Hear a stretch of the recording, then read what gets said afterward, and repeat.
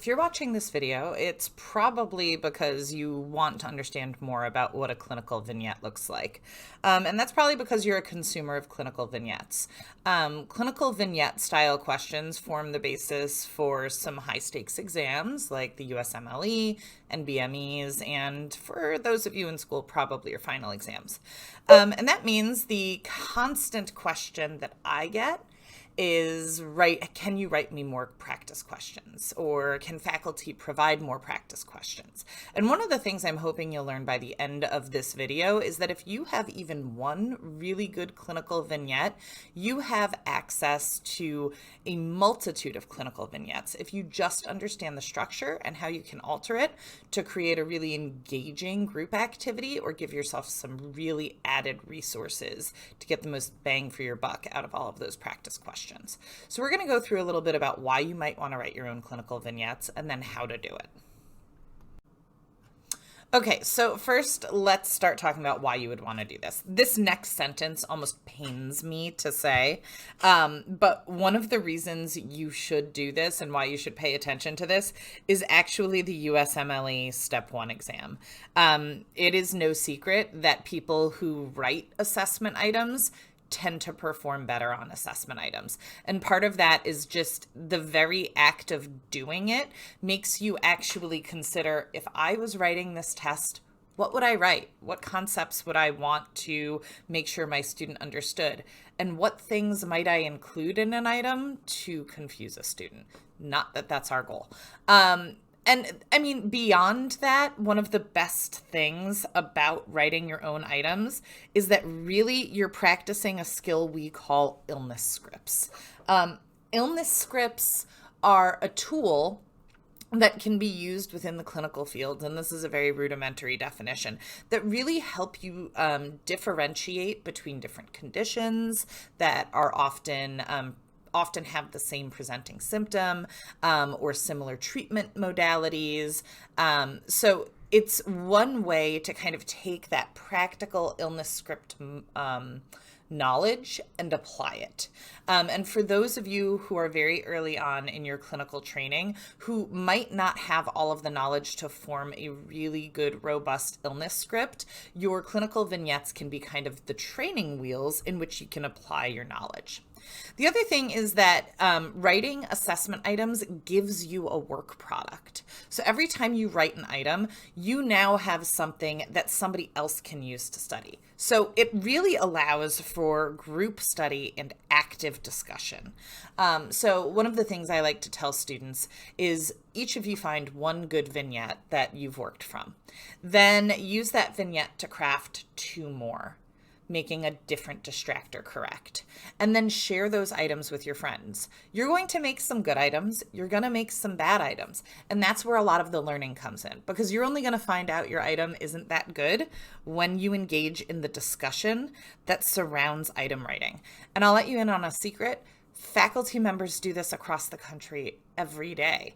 Every single time in, the institutions I've worked in, when we are designing an assessment or when we're reviewing student performance on an assessment, we do it in a group and we discuss the items. And every once in a while, we find ones that maybe didn't perform the way we thought. And that's when we look at your student comments on it and say, you know what, the students thought about this in a different way. And sometimes you guys are right.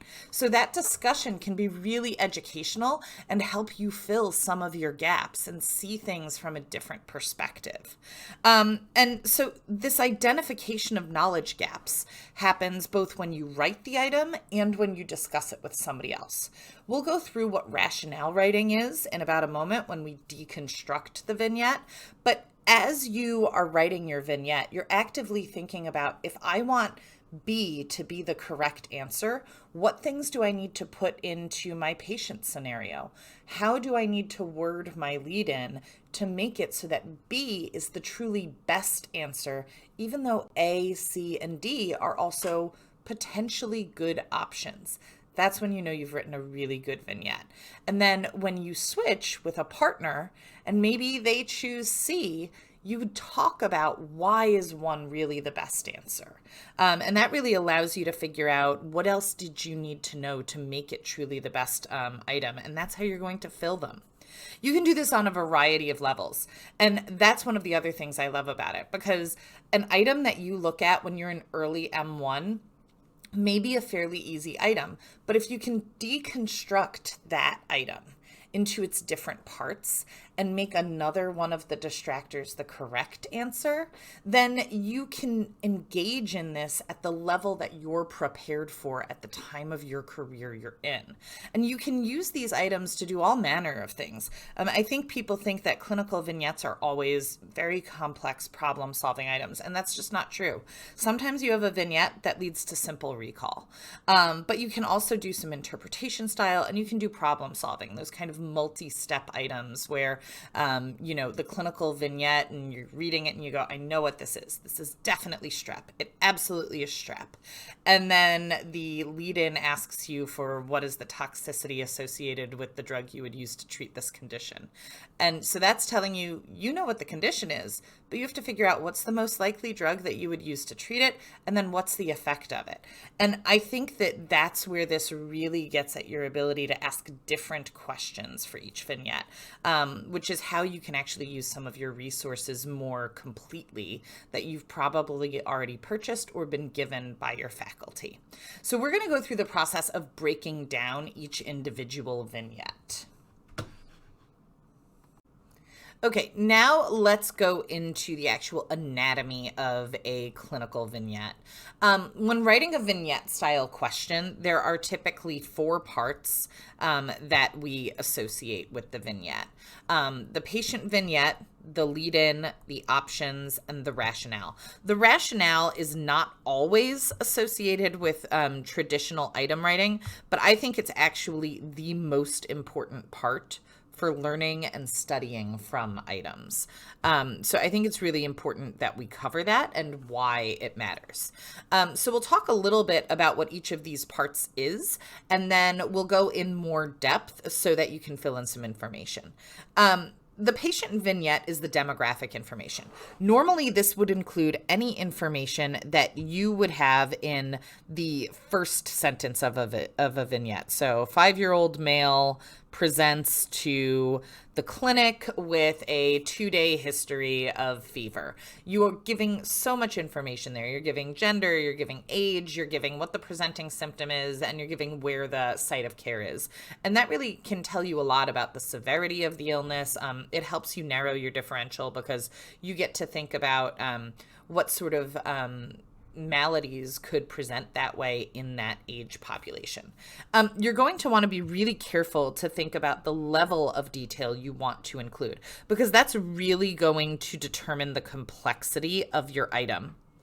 So one of the things to keep in mind is that as you go through your career, how you construct your vignettes will change. If you're an early M1, you're likely to include more buzzwords, more close associations, and less clinically relevant material, less diagnostic tests, less complicated outcomes.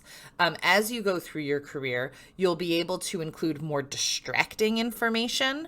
So am I just telling you that my patient traveled because we're talking about, cool vacation spots, or I'm telling you my patient traveled because I'm trying to cue you to their diagnosis?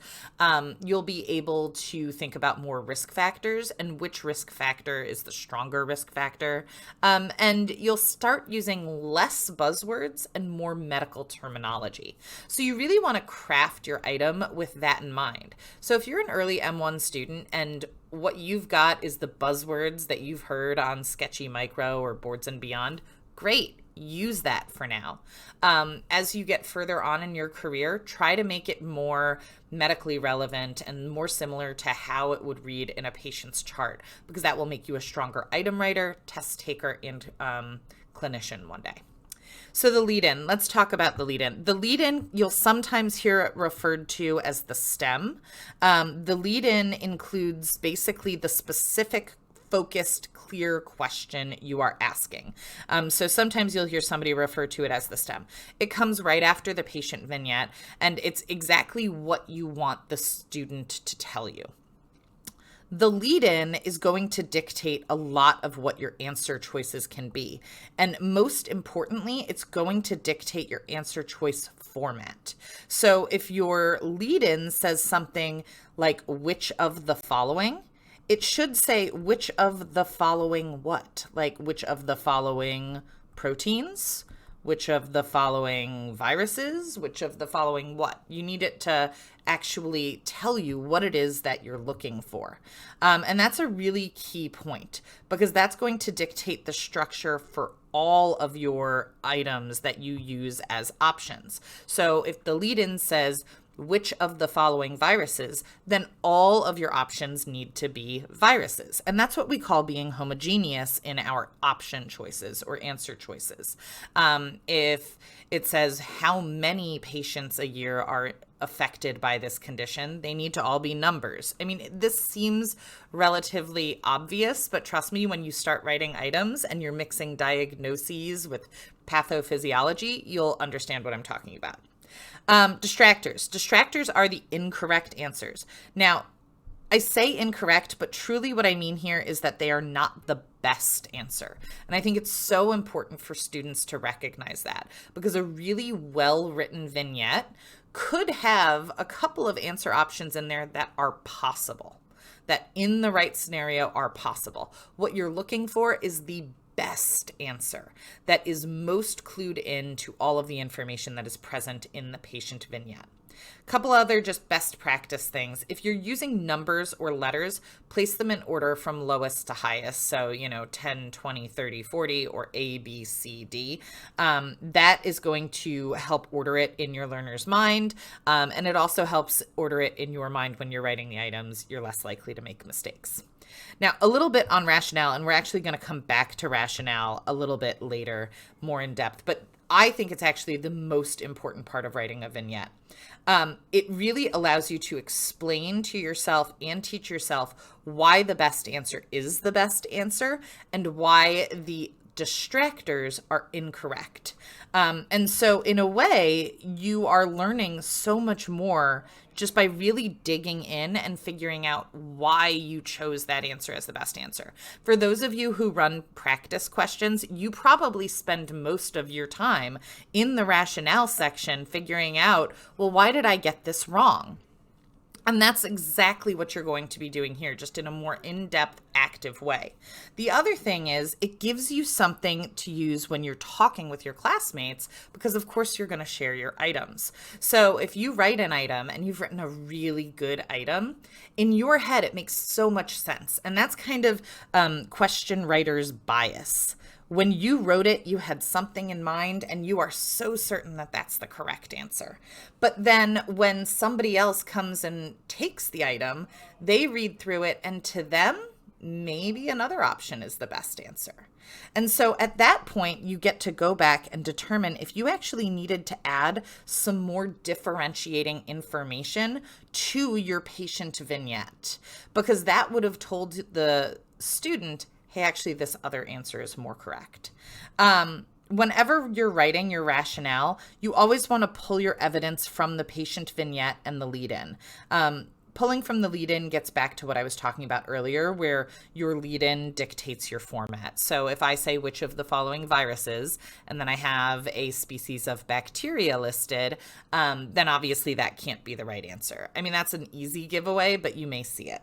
But really pulling the evidence from your patient vignette, that's really getting at that concept of illness scripts that I discussed earlier.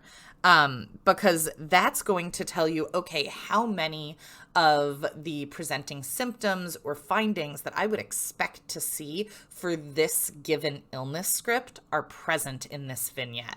And so you're going to start building these things that you'll actually use in clinical practice and applying them in a very active way. So we're going to dig in a little bit more on each of these sections. As you start out writing your own vignettes, it might be helpful to use something called a vignette worksheet. I adapted this from the NBME Gold Book and other resources, but really what it does is it helps you figure out what are the minimum things I should include. So this is as if you were starting from scratch. You sat down and said, I want to review physiology. And so I know almost nothing about physiology, but I could probably start crafting a vignette just using this worksheet. If we go back to our 5-year-old male and he's in the emergency room and he lost consciousness, and it was just today, and he's on a new medication, and then different exam findings that I would want to keep. So if I just list those characteristics out, then from that I can pull a vignette. And that will help me determine which question I want to write, the different options, and the rationale. If you're using a vignette worksheet such as this, remember you're going to want to mix the position that your correct answer is in, or else you'll start to become predictable to your testing population. You'll always fill in the correct answer first. So why do I think it's the correct answer? So for this, let's say the correct answer was going to be C. I would say correct answer is option C, because, and whatever the rationale is from the patient vignette that points to that answer. But then for all of the other ones, you still have to fill out why they're incorrect. So then option A is incorrect because, option B is incorrect because, D and E. And for each one, you want to say what in the patient stem or what about the option is incongruous and doesn't allow that option to be the correct answer. A vignette worksheet will be uploaded for you so that you can utilize this, or you can pull it directly from the video or craft your own. Okay, let's talk a little more about that patient vignette. First off, the easy ones, age and gender. I say sometimes because sometimes we don't include gender, sometimes we don't include age, but it's pretty standard that this starts with a blank age person of said gender presents with. That's kind of the beginning sentence for almost all of these vignettes. Don't include names. If you include names, it actually makes it really easy to pull out who the person is. You want to also include the site of care. Are they in the clinic? Are they in the ER? Have they been admitted as an inpatient? Are they in the ICU? This gives you a couple of things. It gives you an indication of how sick the patient is. If they were able to just come into the clinic, there's probably a good indication that they're not that sick, but that doesn't mean they won't be once you've gone through the physical exam and you've made your own assessment. If they're in the ER, chances are it could be a little bit more critical. If they're in the ICU or already admitted in the hospital, you're going to be thinking about different causes for whatever they're presenting with that could be related to why they were initially admitted. Chief complaint presenting symptom. This is essentially just how you would read it off the chart. A 55-year-old man presents to the ER with chest pain, or with loss of consciousness or shortness of breath. And it can just be a really simple statement like that. Fever, diarrhea, whatever, okay? Then you're going to want to describe the symptom a little bit more. Duration of symptoms and any changes. So when we're thinking duration of symptoms, are we talking days? Are we talking hours? Any changes? I mean, has it gotten better? Has it gotten worse?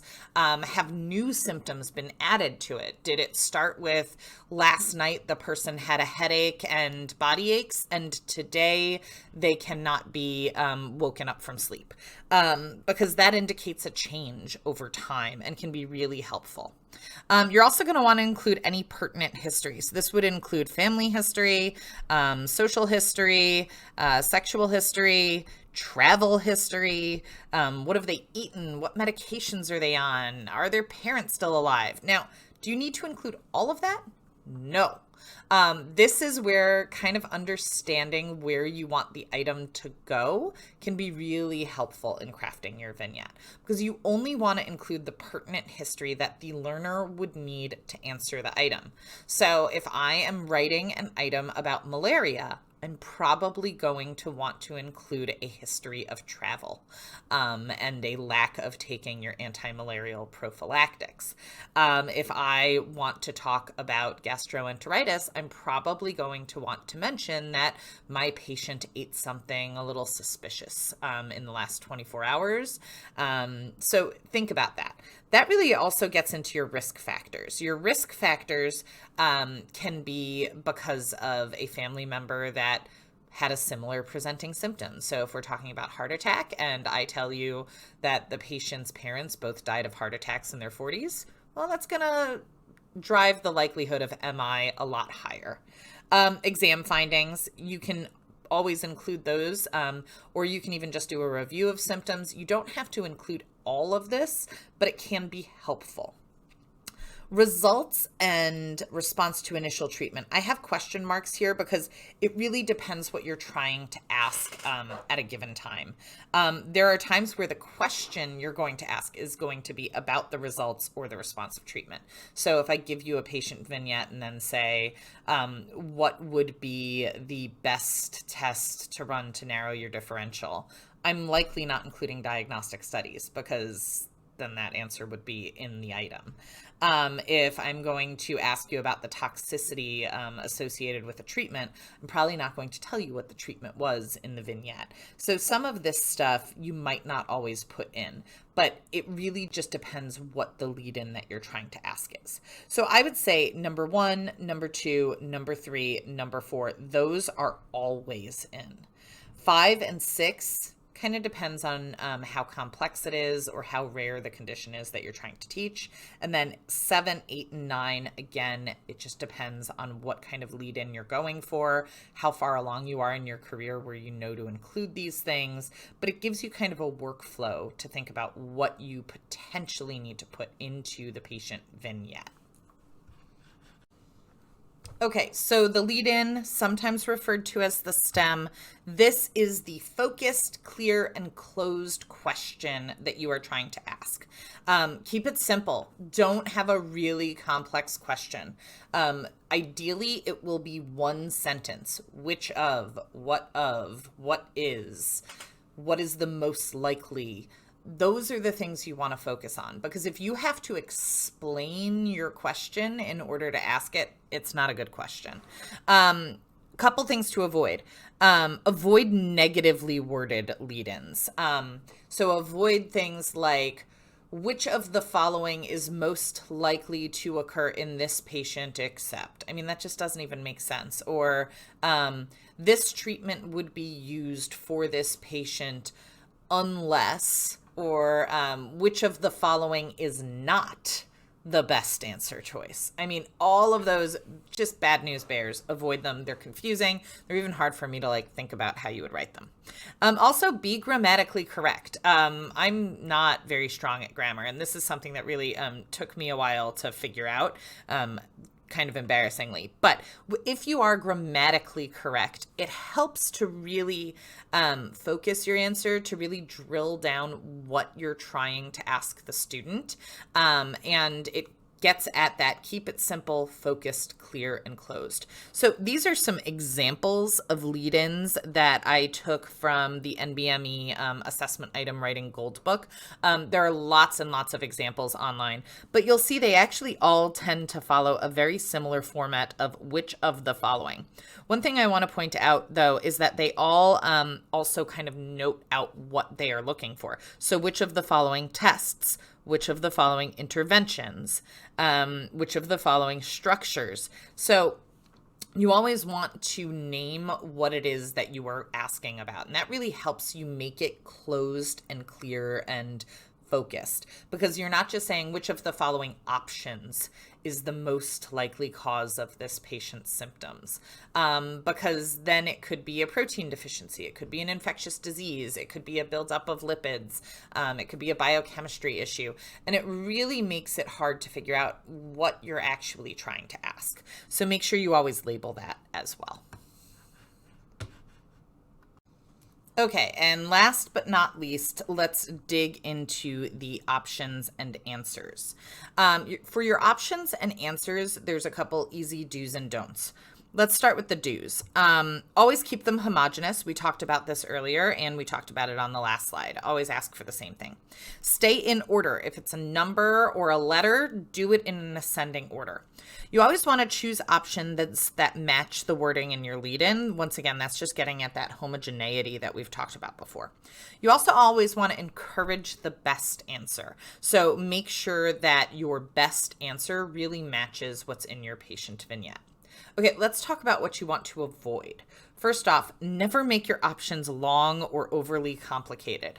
It's the same as dealing with your lead-in. You don't want to have a option that is so long that the student essentially has to break it down to figure out what it is you're saying it is. So, more than a couple of words is probably too much. If you're writing out a whole process as a answer option, that's probably not the best way. And it also points to that your lead-in is probably not focused enough. You don't want to be vague. If your answer options say anything like often, usually, maybe, only on alternate Tuesdays when it's raining, that's not going to work. It's too vague. It's too difficult for you to justify when you go to writing your rationale. And it's also going to confuse anybody else who reads it. Just like I said on the last slide, you want to avoid negatively worded lead-ins like never, except. You also want to avoid the none or all of the above option. Honestly, it's kind of lazy question writing. Also, it really doesn't allow the opportunity for good rationale writing. Remember, in that rationale, the whole goal is that you're actually kind of pulling apart these, potentially like causes of a condition or potentially useful tests for differentiating a condition, or whatever it is that the lead-in is asking. So if the answer is all of the above or none of the above, you actually aren't clarifying anything about your options. So particularly as a learning tool, it's a bad practice, but it's also just a bad practice in general. Some other bad practices. Clanging. Clanging is actually kind of my favorite word in assessment writing.